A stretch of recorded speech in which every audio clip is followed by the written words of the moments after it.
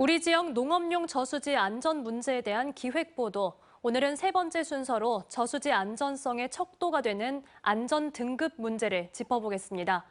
양호하다던 저수지에서 붕괴 사고가 발생하는 데다가 대부분 담당자가 눈으로 확인하는 방식으로 등급을 매겨 이 신뢰성에 문제가 제기되고 있습니다. 김초롱 기자가 취재했습니다. 2020년 8월 광주 소촌 저수지입니다. 물을 가두기 위해 쌓은 제방이 뚫려 인근 도로와 공장이 침수됐습니다.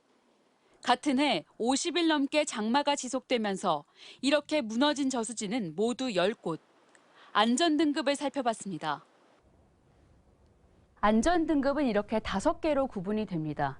D등급 이하의 경우에 위험하다라고 보는데요. 당시 붕괴 사고가 발생한 저수지를 보면 보통인 C등급과 양호인 B등급에서 모두 발생했습니다. 안전하다는 곳에서 사고가 난 겁니다.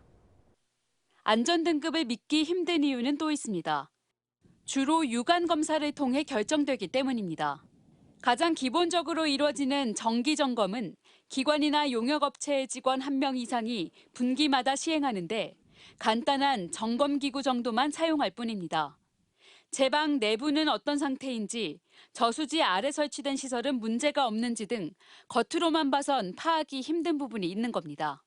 제방 안에서 오랜 기간, 장기간에 걸쳐서 누출 위험이 발생하고 있는 물길이 만들어진다든지 이런 것들 찾아낼 방법이 도저히 없게 됩니다. 자연스러운 누수인지 아니면 장기적인 이와 같은 구조체의 균열에 의한 누수인지를 가릴 수 없기 때문에 또 시설별 평가 항목과 기준이 있다고 해도 어느 등급에 속하는지 명확히 정하기 어려운 현장이 있고 보는 이에 따라 판단이 갈릴 수 있습니다. 육안으로 이제 분별은 어렵죠. 그래서 이제 보통 B등급을 많이 이제 하고 누수가 있다든지 아니면 파손됐다든지 이런 걸로 해서 이제 C나 또 파손 등급이 좀 위험하다 싶으면 D등급까지 하고.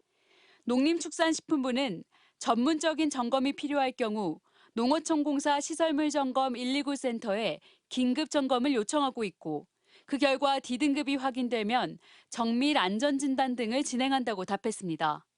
하지만 전문적인 점검 역시 이상 징후 등이 없는 한 유관 점검 방식으로 매긴 등급에 따라 진행되는 것이 현실입니다.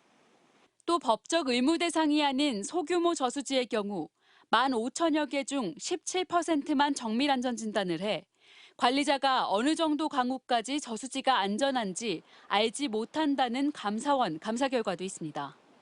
예산이 부족하기 때문에 모든 저수지에 전문적인 점검을 하기 힘들다면 기본적인 정기 점검이라도 정확도를 높여야 한다는 지적이 제기됩니다.